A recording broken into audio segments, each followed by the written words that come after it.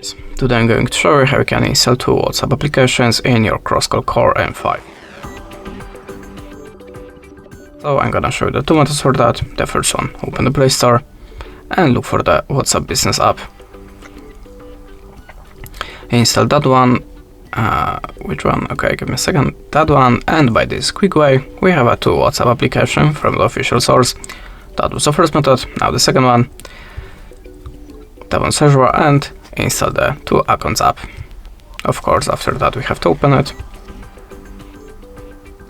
Choose agree and continue. And allow permission to the files. Now tap on the WhatsApp and hold for starting automatically, and we are creating the next WhatsApp application on this device. And this is how it works. Thanks for the watching, leave us a like or a comment, and goodbye.